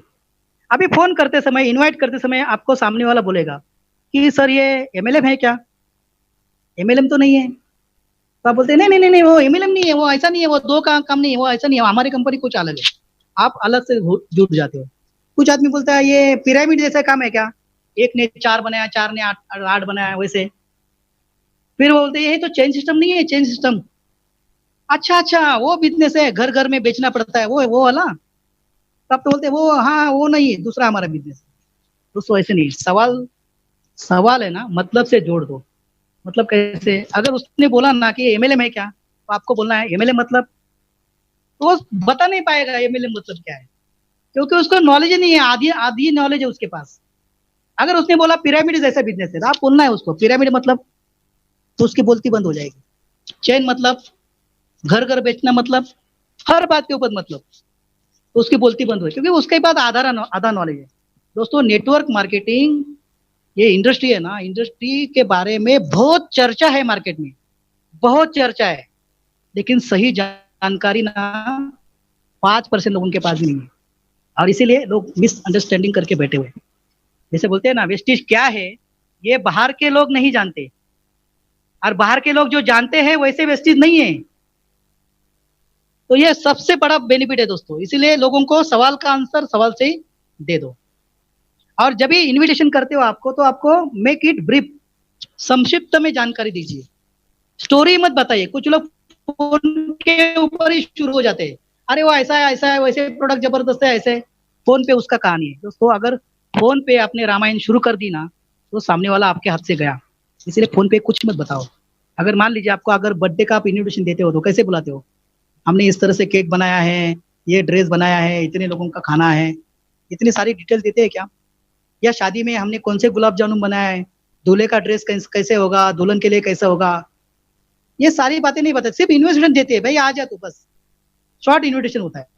बस वैसे ही इन्विटेशन का तरीका होना चाहिए और विथ पॉस्चर होना चाहिए, पॉस्चर होना चाहिए। कुछ लोग गिड़गड़ते हैं, अरे आ जाओ ना भाई, सुबह से 4 लोगों को फोन किया, एक ने भी हाँ नहीं भरी, कम से कम तू तो आ जा। रोते रोते सामने वाले के पास, और सामने बोलता है ये रोता है ना तो ये मुझे भी रुलाएगा, तो मैं उसके साथ नहीं जाऊंगा। इसलिए दोस्तों रोते कुछ भी रोना नहीं है, कुछ पॉस्चर बात करना है। सामने वाले से भी आप बात करते हो ना तो कुछ स्क्रिप्ट है, अभी स्क्रिप्ट तो मैं नहीं बताऊंगा क्योंकि मेरा टाइम खत्म होने को आया है, स्क्रिप्ट तो मैं नहीं बताऊंगा, लेकिन ये स्क्रिप्ट हमारे सचिन चिकाटे जी, चिंतन जी, नितिन डोबले जी, ये वीआईपी में बहुत ही जबरदस्त बताते हैं टॉपिक, जिसका ये स्क्रिप्ट होता है। जैसे फिल्म में हीरो एक्टर रोल करता है ना, लेकिन वो जो डायलॉग बोलते हैं ना, वो डायलॉग स्क्रिप्ट से आता है, पहले लिखा आता है, लिखा हुआ आता है और लिखने के बाद वो पढ़ता है, वैसे अपने पास स्क्रिप्ट आती है सर। तो वैसे आप बोल सकते हो सामने वाले आदमी को कि मैंने एक बिजनेस अपॉर्चुनिटी देखी है और जिसके लिए हमें 35 से 40 मिनट मिलना है, और उसके लिए मैं आपको कुछ वादा नहीं करता हूँ, कुछ गारंटी नहीं देता हूँ, लेकिन हम बैठ के बात करेंगे कुछ ग्राफ, चार्ट और फिगर के ऊपर। कुछ आदमी बोलेगा हाँ मुझे बताओ क्या है, तो अगर ये 3 वर्ड बताएंगे ना, ग्राफ आपको बताना है, चार्ट बताना है, फिगर। या भी ग्राफ कैसे बताओ, फोन पे तो नहीं बता सकता हूँ ना ग्राफ, चार्ट फोन पे तो नहीं बता सकता हूँ, तो ये बात उनको जरूर बतानी है कि ग्राफ, चार्ट और फिगर। तो डेफिनेटली दोस्तों उसका बेनिफिट होगा। और invitation is a not presentation, तो इन्विटेशन में इन्विटेशन ही होना चाहिए, उसको प्रेजेंटेशन नहीं करना है। ओके, और ज्यादा जानकारी नहीं देना है। जैसे स्वेटर का एक कोई धागा अगर सामने वाले के हाथ में लगेगा ना तो वो खींचेगा, फिर हाँ ये बताओ, फिर ये मिला, हाँ आगे बताओ, आगे बताओ, सारी कहानी खत्म होने के बाद बोलेगा हाँ मुझे मालूम है, सारी बात मालूम है, तो करने की जरूरत नहीं। तो make it short and meaningful. आपका इन्वाइटिंग का तरीका कैसे होना चाहिए, शॉर्ट और मीनिंगफुल होना चाहिए। इसके लिए 3 आपको इनपुट भी इंपॉर्टेंट है, जो मेरे अपलाइन मुझे सिखाते हैं कि सबसे पहले टेक एडवाइस। जिसको भी आप जाएंगे उसके पास से क्या बोलेंगे आप, पहले एडवाइस यानी सलाह लेना, एडवाइस की टेक्निक, टेक एडवाइस, सलाह लेना। यानी आपसे जो बड़ा भाई है, बड़ा भाई से एडवाइस ली जाती है या दी जाती है? एडवाइस, सलाह ली जाती है। अगर आप उनको सलाह लेने के लिए जाएंगे ना तो डंडे पड़ेंगे, वैसे ही बड़े लोग आपके पास नहीं आएंगे, बराबर। अगर आप उनको सलाह मांगे नहीं तो डेफिनेटली आ सकते हैं। और मैंने भी इस तरह से मेरे एक दोस्त को ये बिजनेस में लाया, वो मेरे से अच्छा सक्सेसफुल कामयाब था। एक दिन मैंने उनको फोन किया कि सर मैंने नजदीक में एक बिजनेस देखा है, बहुत ही पावरफुल बिजनेस लगा मुझे, लेकिन वो बिजनेस के बारे में मुझे कुछ भी समझ में नहीं आया, क्योंकि आप कामयाब है बिजनेस में, आपके बिजनेस में, तो आपके बिजनेस में आप कामयाब है, तो मैं ये चाहता था कि मैं आपके जैसे बड़ा बनने का मौका मेरे लाइफ में मेरे पास आया है, तो मैं ये चाहता हूँ कि हम दोनों मिलके उस सक्सेसफुल इंसान के पास जाएंगे और ये बिजनेस अपॉर्चुनिटी समझ लेंगे। अगर अच्छा लगा तो दोनों साथ में मिलके करते हैं, अगर नहीं मिला, नहीं अच्छा लगा, आपको अच्छा नहीं लगा तो हम लोग नहीं करेंगे। तो दोस्तों इस तरह से अगर उनको हम बोलेंगे तो डेफिनेटली हम लोग एडवाइस लेके, सलाह लेके हम लोगों को बिजनेस में ला सकते हैं। ओके, उसके बाद टेक योर एक्साइटमेंट। आपका एक्साइटमेंट के साथ, जोश के साथ अपने सामने वाले आदमी को आपका प्रेजेंटेशन इन्विटेशन में करना चाहिए। अगर आप बोलते हैं ना कि दबे दबे आवाज में बोलने के लिए शुरुआत की तो नहीं चलेगा सर, एक्साइटमेंट होनी चाहिए। क्योंकि बोलते हैं ना कि जो रोते रोते गया और मरे की खबर लेके आया, तो वैसा नहीं होना चाहिए, एक्साइटमेंट होनी चाहिए। और हार्ट टचिंग भी यूज करना जरूरी है। हार्ट टचिंग यानी आपको पता होगा, या डिस्कशन करते समय अगर आपको मालूम हुआ कि भाई उसका बच्चे का एजुकेशन करना है, या मान लीजिए कि उसको बड़ा घर खरीदना है, या उसके घर में कोई बीमार आदमी है जिसका ऑपरेशन के लिए पैसा चाहिए उसको, अगर ऐसा कुछ आपके समझ में आपको उसके बारे में जानकारी है, तो आप उसको दुखती रग आप दबा सकते हो। हार्ट टचिंग यानी क्या, दुखती रग दबाना। और उस तरह से उनको बोल सकते भाई ऐसा ऐसा एक मैंने बिजनेस बताया है, और ये बिजनेस के माध्यम से आप अपना ऑपरेशन का खर्चा कवर कर सकते हो, लेकिन ये बिजनेस दिखने के लिए आपको हमें उस आदमी के पास जाना होगा, और शाम को 6 बजे हम वहाँ पे मिलते हैं। तो दोस्तों इस तरह से हार्ट टचिंग करके भी आप लोगों को ये बिजनेस में इन्वाइट कर सकते हैं। तो डेफिनेटली आगे फॉर्म की टेक्निक भी यूज करते हैं। फॉर्म की टेक्निक, फॉर्म यानी एफ यानी फैमिली, ओ यानी ऑक्यूपेशन, री यानी रिक्रिएशन और एम यानी मनी। यानी सामने वाले से बात करते हैं तो फैमिली के बारे में हलचल कर पूछना है पहले, फिर बोलना है कि भाई आपकी नौकरी कैसी चल रही है, बिजनेस कैसे चल रहा है। तो सामने से बोलेगा अरे क्या बिजनेस, लॉकडाउन की वजह से सारा खत्म हुआ है, आप भी बताओ अगर कुछ रहेगा तो। फिर रिक्रिएशन के बारे में, यानी क्या मनोरंजन क्या है आपका, भी आप क्रिकेट अच्छा खेलते हो, वॉलीबॉल अच्छा खेलते हो, कौन सा मूवी लगा है, तो उनका इंटरेस्ट की बात करनी है। और फिर मनी की बात करनी है कि भाई लाखों रुपया कमाने का। हम लोग क्या करते हैं, अरे लाखों रुपया कमाने का बात आप हाथ में लगा है तो आजा प्लान देखने के लिए। तो दोस्तों वैसे नहीं होता है। तो फॉर्म की टेक्निक यूज करके भी हम सामने वाले आदमी को अच्छी तरह से बिजनेस लाने के लिए, बिजनेस दिखाने के लिए बोल सकते हैं। और फिर धीरे धीरे हम उसको क्लोजिंग के ऊपर लेके जाएंगे। और फिर क्लोजिंग करने के लिए उनको बोलेंगे कि भाई जैसे हम बोलते हैं ना चाय या कॉफी, अगर दो ही ऑप्शन दिए तो चाय बोलेगा या कॉफी बोलेगा, दूसरा कुछ नहीं बोलेगा। वैसे उनके पास ऑप्शन देना जरूरी है कि दोस्तों मंडे मॉर्निंग में मिलना है या ट्यूसडे इवनिंग। अब ये तो बिजनेस तो देखना है, वो तो रेडी है, तो कब बुलाना है, दो ऑप्शन देना है, मंडे मॉर्निंग या ट्यूसडे इवनिंग।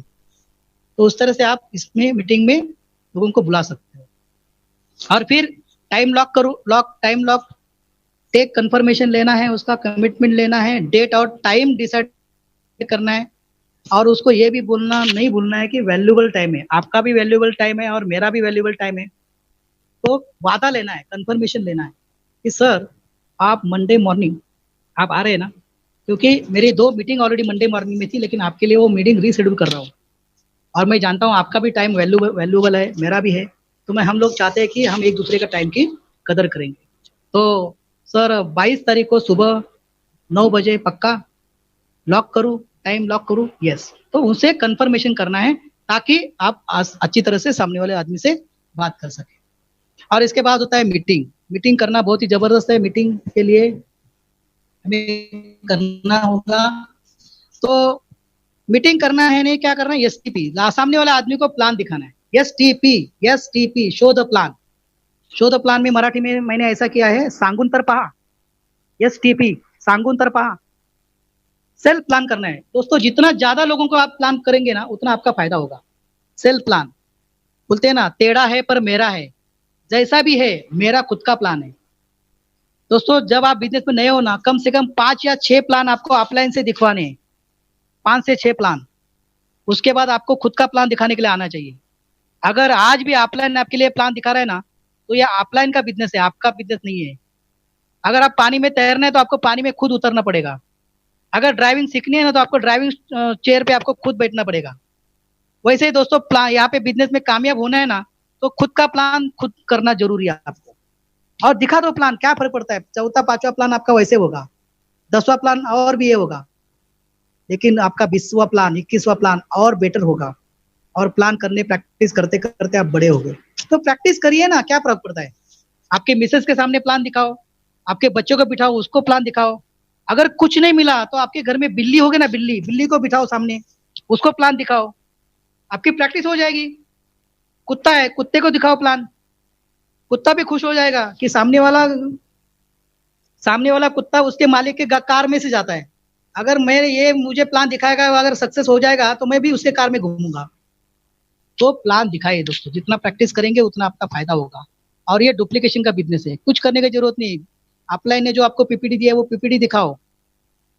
फ्लिप चार्ट, अपने पास फ्लिप चार्ट है वेस्टीज में, एक बाजू में हिंदी है, एक बाजू में इंग्लिश में, खाली पन्ना पलटी करो बस। आपको अगर पढ़ना नहीं आता है तो सामने वालों को दिखाओ, आप ही पढ़ो दोस्त, भाई उनको बोलो आप ही पढ़ो और आप पन्ने पलटी करो बस। वो पढ़ते रहेगा, काम होते रहेगा। और ये बिजनेस इतना आसान है दोस्त। और आदमी के पास जाना है ना, हमें आदमी के पास ही प्लान दिखाने के लिए जाना है। हमें शेर के पास जाना है क्या, हमें भालू के पास जाना है क्या, डायनासोर को प्लान दिखाना है क्या? अरे आदमी को प्लान दिखाना है। तो डरना नहीं है, घुसना है उसी तरह से।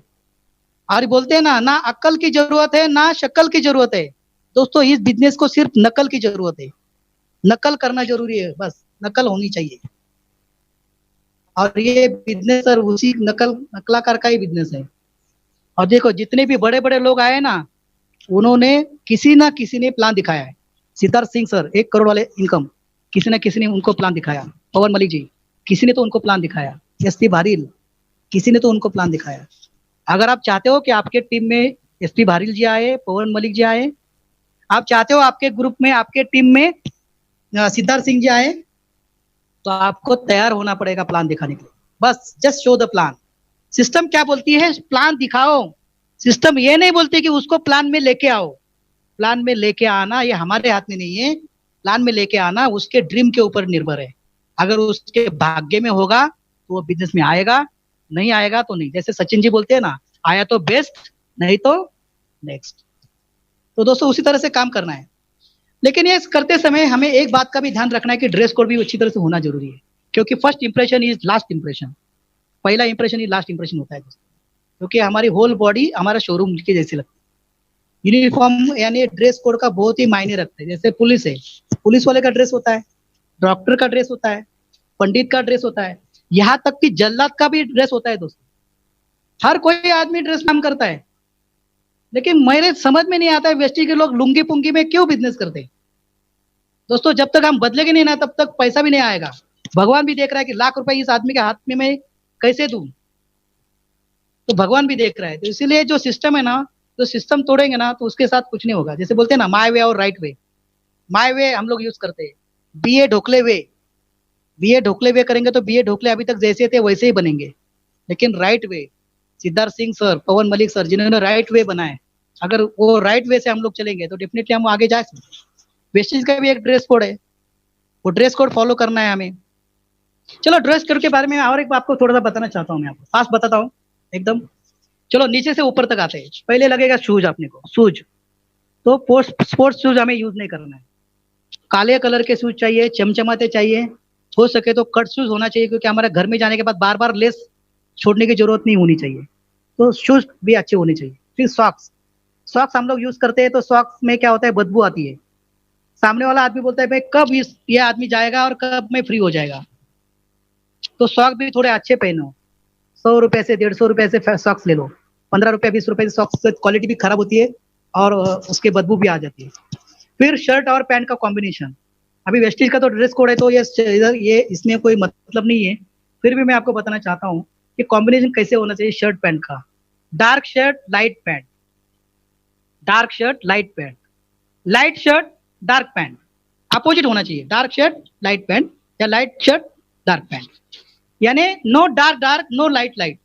यानी डार्क पैंट डार्क शर्ट नहीं चाहिए, लाइट पैंट लाइट शर्ट नहीं चाहिए। तो कॉम्बिनेशन आप ध्यान में रखिएगा, आप इसमें एक्सपर्ट है। और अपना जो स्किन का यानी बॉडी का जो कलर है उसके अपोजिट ले सकते हैं। और जैसे कि आपको मालूम है कि सूट भी पहन सकते हैं, जैकेट भी बन सकते हैं। अगर 2 जैकेट भी अलग अलग लेते हैं ना, तो कोई भी शर्ट पे पहनो आप नए बन जाओगे, ड्रेस आपका नया बन जाएगा।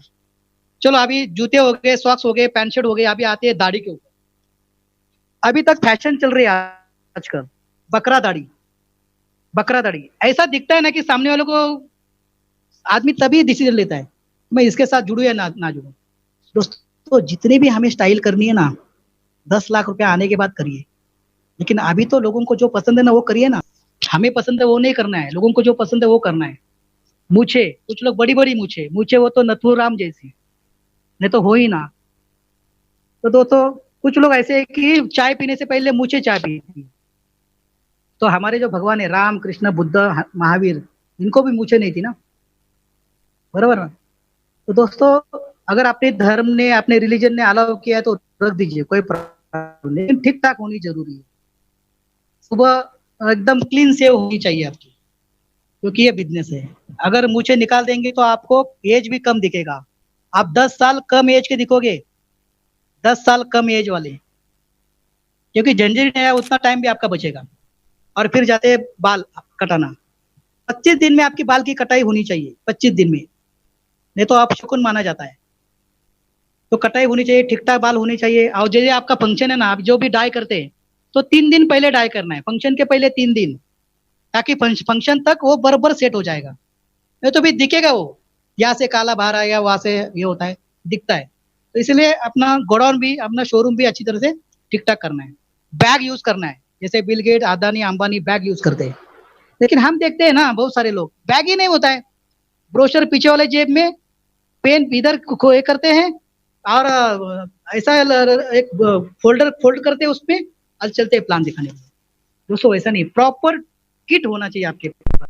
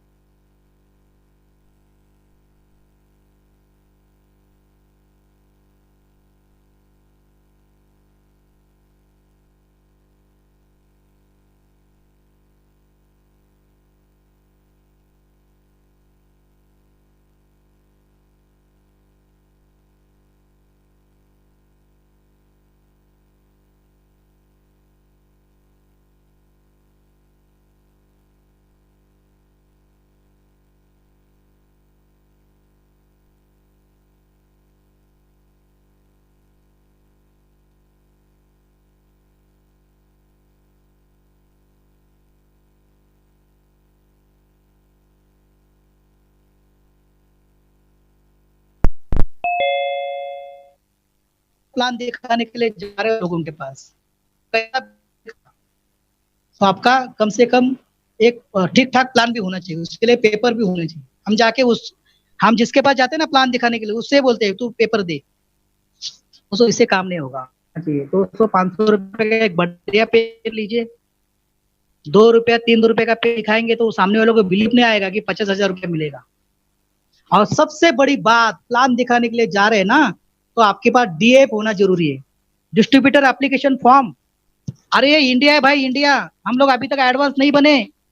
जब तक आदमी को फॉर्म पे साइन नहीं करते तब तक फील नहीं होता मैं ज्वाइन हुआ करके। तो ज्वाइन होने का फील नहीं आता जब तक साइन नहीं करके कागज पे। अगर मान लीजिए वो आदमी तैयार हुआ और आपके पास फॉर्म ही नहीं है तो कैसे चलेगा? तो ये सबसे इंपॉर्टेंट टूल है जो अपने पास होनी चाहिए। फिर आपका पे आउट का कॉपी, आपके अपलाइन का पे आउट का कॉपी होना चाहिए, टीडीएस का कॉपी होना चाहिए, पॉजिटिव इंफॉर्मेशन होनी चाहिए, लग्जरी कार बुक, आप कार दिखा के आपकी गाड़ी भी आ सकती है, लीडिंग लेडी बुक, ये टूल्स है। स्टार्टर किट इतना इंपॉर्टेंट है।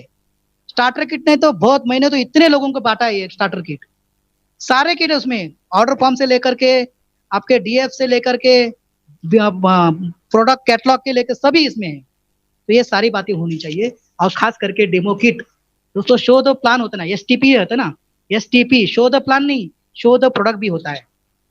तो प्रोडक्ट भी आपको दिखाना जरूरी है, कुछ प्रोडक्ट के डेमो भी है। और अगर आपकी इनकम अच्छी है बिजनेस में, अगर आप थोड़े अच्छे पैसे बना रहे हैं तो आपको लैपटॉप भी साथ में रखना जरूरी है। तो इस तरह से आपकी सारी तैयारी और फुल्ली वेपन, लोडेड वेपन के साथ आप तैयार हो गए। अभी रही बात आपकी मीटिंग की, तो टाइप ऑफ मीटिंग, तो 3 टाइप की मीटिंग है। पहला 1-on-1, दूसरा होम मीटिंग, और तीसरा पीओपी या ओपन मीटिंग। 1-on-1 या 1-to-1 यानी कैसे, एक आदमी को प्लान दिखाता है। होम मीटिंग यानी कैसे, हम लोग क्या करते हैं, घर में 10-12 लोगों को बुलाते हैं और अपलाइन आता है या तो हम व्हाइट बोर्ड पे उसको प्लान दिखाते हैं, तो होते हैं होम मीटिंग। दोस्तों ये 3 में से ना सबसे बढ़िया रिजल्ट होम मीटिंग में आता है, सबसे बड़ा रिजल्ट। तो रिजल्ट आता है होम मीटिंग में। होम मीटिंग में हम लोग प्रैक्टिस कर सकते हैं, प्लान देने की प्रैक्टिस कर सकते हैं। हम लोग, हमारे टीम में भला प्लान एकदम सुपर डुपर हुआ है, सुपर डुपर हिट हुआ है। और लीडरशिप डेवलपमेंट रियल मायने में घर से चालू होती है, होम मीटिंग में होती है। होम मीटिंग में एक आदमी के सामने बोलता है, 10 आदमी के सामने बोलता है, फिर 50 आदमी के पास। इस तरह से आपके टीम में लीडरशिप तैयार होगी, और इसलिए होम मीटिंग होना बहुत जरूरी है। बोलते हैं ना मैजिक, तो होम मीटिंग में होता है, क्योंकि हार्ट टू हार्ट बात होती है वहां पे। तो होम मीटिंग करते हैं, क्योंकि बड़ी मीटिंग करने से, बड़े मीटिंग से छोटी मीटिंग नहीं होती, बड़े मीटिंग से छोटी मीटिंग नहीं होती, छोटे छोटे मीटिंग से बड़ी मीटिंग होती है। इसलिए जितनी ज्यादा आपके ग्रुप में होम मीटिंग होगी, उतना ज्यादा आपके ग्रुप में पीवी आएगा और उतना बड़ा आपका चेक आएगा। अभी इसमें 2-3 पार्ट है कि होम मीटिंग सबसे बड़ी है। तो home meeting, before meeting, meeting के पहले क्या करना है, मीटिंग के बाद में क्या करना है, मीटिंग के मध्य में क्या करना है। चलो मैं एकदम फास्ट बताता हूँ क्योंकि समय कम है अपने पास। तो मीटिंग के पहले हमें प्रिपरेशन करनी है, सारे लोगों को कॉल करने हैं, जरा जिसके पास मीटिंग रख रहे हैं उनके अरेंजमेंट करनी है। उनके घर में कितने लोगों की कैपेसिटी है, मान लीजिए 10 लोगों की कैपेसिटी है बैठने की, तो 20 लोगों को बुलाओ। 50% ही लोग आते हैं दोस्तों, ज्यादा नहीं आते। तो जितने अरेंजमेंट घर में बैठने की अरेंजमेंट, उतने ही लोगों। फिर चेयर और चटाई, लोग क्या करते हैं 10 लोग आएंगे ना, 15 चेयर लगा के रखेंगे। दोस्तों वैसे नहीं करना है, कभी भी तैयारी करके रखो, उसको लगना नहीं चाहिए। मान लो आपने 15 लोगों की तैयारी की, लोग आए 4, तो वैसे भी उनको बुरा लगेगा। वैसे नहीं करना है, तैयारी करनी है, और जैसे लोग आएंगे वैसे एक एक निकाल के लेना है। कुछ लोग आए तो फिर सतरंजी या चटाई वहां पे बिछारी करना है। पानी, वाटर लाने के बाद हमें कोई भी सर्विस नहीं करना है, उसमें टाइम जाता है। आप क्या करिए, एक जार में पानी और एक ग्लास साइड में रखिए, जिसको जरूरत है वो लेगा, आपको उसमें टाइम देने की जरूरत नहीं है। दूसरी, perfect address with landmark. Meeting के पीरियड में आपका मोबाइल साइलेंट पे होने वाला है या स्विच ऑफ होने वाला है, तो आपको पहले से ही लोगों को प्रायर एड्रेस देना जरूरी है विथ लैंडमार्क। मुझे एक आदमी ने बुलाया गांव में मीटिंग है करके, मैं गया उधर और उसका उस वक्त मोबाइल फोन बंद, तो मैं ढूंढते रहा तो बोला नहीं यही गांव में मीटिंग। अरे बराबर है, गांव में मीटिंग सही है, लेकिन कहाँ पर है, मंदिर में है या किसी के घर पे है, तो प्रॉपर एड्रेस देना जरूरी, लैंडमार्क के साथ। आपके घर में अगर कुछ डॉग है, कुत्ते हैं या बिल्ली है या छोटे छोटे बच्चे हैं, तो उनका अरेंजमेंट करना जरूरी है। बाजू वाले रूम में अरेंजमेंट करिए या पड़ोसी के पास अरेंजमेंट करिए, नहीं तो तब तक क्या होता है, डिस्टर्बेंस होता है। बीच में कुत्ता जाता है या बिल्ली जाती है, वो खराब दिखता है वो। और जब ये प्लान चालू होता है ना 6-4-3, तब कुत्ता बोलता है, उधर उसको ये करता है, जीभ बाहर निकाल के वो ये करने लगता है, हाँफने लगता है। तो दोस्तों वैसे भी नहीं होना चाहिए। तो सिंपल रिफ्रेशमेंट होनी चाहिए, चाय बिस्किट का कुछ लोग पहले से तैयारी करते हैं। दोस्तों ये बिजनेस मीटिंग है अपनी, रिफ्रेशमेंट एकदम हल्का फुल्का सा होना चाहिए, और वो भी मीटिंग के पहले या मीटिंग के बाद में। कुछ लोग मीटिंग का प्लान चालू है, मैं प्लान दिखा रहा हूँ, बस प्रोफाइल बता रहा हूँ, बस चाय का ट्रे आ जाता है। तो दोस्तों वैसे नहीं करना है। तो वैसे भी करना है, फिर वेलकम करना है स्पीकर का जबरदस्त, और स्पीकर से जो भी हाथ में उसका डेमो किट या व्हाइट बोर्ड है वो लेना है, डेमो किट या प्रोडक्ट का डिस्प्ले करना है। और व्हाइट बोर्ड, सबसे पहले व्हाइट बोर्ड दरवाजे के अपोजिट साइड में होना जरूरी है, दरवाजे के अपोजिट साइड में, ताकि मीटिंग में जितने भी लोग मीटिंग देख रहे हैं उसका कोई टेंशन ना आए। अभी मीटिंग के दौरान क्या करना है, तो मीटिंग के दौरान सबसे बड़ी बात, जिसके घर में मीटिंग है, हस्बैंड वाइफ ने दोनों ने बैठना है सामने और स्पीकर को सुनना है पेन और डायरी के साथ, और कुछ भी सवाल नहीं करना है। और जो भी सवाल पूछने वाला है उसको रोकना है कि भाई बाद में सवाल पूछो, और टाइमली मीटिंग स्टार्ट करिए। स्पीकर का इंट्रोडक्शन आप खुद करिए, और इंट्रोडक्शन करके देने के लिए 3 वर्ड आप यूज करिए, फ्रेंड, सक्सेसफुल और बिजी शेड्यूल। आप बोलिए ये मेरे दोस्त है, एक सक्सेसफुल है, और अपने बिजी शेड्यूल से टाइम निकाल के वो यहाँ पर आए हैं। तो ये 3 वर्ड जरूर उसके इंट्रोडक्शन में इस्तेमाल करिएगा, आपको फायदा मिलेगा। आफ्टर मीटिंग में क्या, आफ्टर मीटिंग में आपको जो भी सवाल आते हैं, लोग आपको सवाल पूछते हैं ना, तो आप उसके आंसर देने में जुड़ जाते हैं। लोगों को ऐसा नहीं करना है, जो भी सवाल आएंगे आपको उसको डाइवर्ट करना है स्पीकर की तरफ, क्योंकि अभी इंपॉर्टेंट कौन है, स्पीकर। और फिर स्पीकर का एंटेना खड़ा होता है कि किसको मैं आज फॉलो बुक करूँ या मीटिंग बुक करूँ, नेक्स्ट मीटिंग किसकी होनी चाहिए। तो स्पीकर के साथ हमें बैठना है और उसका इंट्रोडक्शन करना है, और स्पीकर बराबर आइडेंटिफाई करेगा कि अगली मीटिंग हम किसके घर में करेंगे। तो इस तरीके से फॉलो कर सकते हैं हम लोग अच्छी तरह से। आई रही बात अभी प्लान बताने के दौरान क्या करना है, तो प्लान बताने के लिए सिंपल सा फंडा मैं बताना दोस्तों, एकदम सिंपल सा फंडा। प्लान बताने के लिए 5 पी ध्यान में रखिए, तो आप आसानी से प्लान बता सकते हो। पहला, प्रमोटर। प्रमोटर के बारे में क्या बताना है, गौतम बाली सर, दीपक सूद सर, डायरेक्टर के बारे में। प्रोफाइल, कंपनी का प्रोफाइल के बारे में 2-3 वर्ड बोलना है। टॉप की वर्ल्ड की नंबर 1 टॉप 30 कंपनी, इंडिया की नंबर 1 कंपनी, टर्नओवर, बस ये प्रोफाइल में सारी 2-4 बातें आप बता सकते हो। फिर प्रोडक्ट के बारे में 300 प्रोडक्ट की जानकारी देने की जरूरत नहीं है, बस ओवरव्यू दे सकते हो आप। और फिर प्लान, और प्लान में भी आपको पूरा बताने की जरूरत नहीं है, ओवरव्यू दे सकते हैं। और आपके सक्सेस स्टोरी यानी पे आउट, इस तरह से 5 P से आप अपना प्लान आराम से कर सकते हैं। प्रमोटर, प्रोफाइल, प्रोडक्ट, प्लान और पे आउट। फिर रहेगी टीम वर्क। प्लान दिया आपने कि टीम वर्क भी बहुत जरूरी है दोस्तों। अपलाइन और डाउनलाइन के बीच में कोऑर्डिनेशन बहुत इंपॉर्टेंट है। अपलाइन और डाउनलाइन के बीच में कोऑर्डिनेशन नहीं है तो खींचातानी परेशानी हो जाएगी। एक का प्लानिंग इधर, एक का प्लानिंग उधर, दोनों ही भूखे रहेंगे।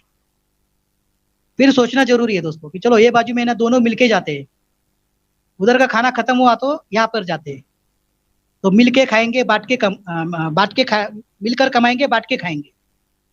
तो प्लानिंग बहुत होना, इकट्ठा होना जरूरी है। अपलाइन के गोल में हमें पार्टिसिपेट करना जरूरी है। अपलाइन के मीटिंग में हमें जाना जरूरी है, क्योंकि आप जैसे करोगे 100 गुना आपके पास होता है। और आखिरी बात होता है दोस्तों फॉलोअप। तो फॉलोअप करना जरूरी होता है। जैसे कि मैंने आपको बताया कि आपने लिस्ट निकाला, फिर लोगों को मीटिंग सुनने के लिए बुलाया, उसको इन्विटेशन, फिर आपने उसको प्लान भी दिया, फिर आखिरी कड़ी आती है फॉलोअप की। फॉलोअप ये ऐसी चीज है दोस्तों, बहुत सारे लोग फॉलोअप नहीं करते हैं और इसलिए उनका बिजनेस का सक्सेस रेशियो कम होता है। जैसे मान लीजिए आपने ऑपरेशन कर दिया डॉक्टर ने, और टाका नहीं मारा उसने, यानी उसको सिला नहीं पूरी तरह से, ऑपरेशन टेबल पे ही पेशेंट को वैसे छोड़ दिया, तो पेशेंट जिंदा रहेगा क्या? नहीं रहेगा दोस्तों। तो ऑपरेशन के बाद उसको टाका लगाना भी उतना इम्पोर्टेंट है। वैसे प्लान दिखाने के बाद उसका फॉलोअप लेना भी उतना इम्पोर्टेंट है। मैं एक वीडियो सुन रहा था, उसमें सक्सेस लीडर ने एक बात बताई कि अगर आपको फॉलोअप लेने के लिए टाइम नहीं है ना तो प्लान भी मत दिखाओ। फॉलोअप लेने के लिए टाइम नहीं है ना तो आप उसका प्लान भी मत दिखाओ। यानी फॉलोअप आपका होना जरूरी है। यानी प्लान दिखाने के बाद दोबारा आप उसको मिलना जरूरी है। और ये फॉलोअप आपको 48 घंटे के अंदर अंदर लेना है।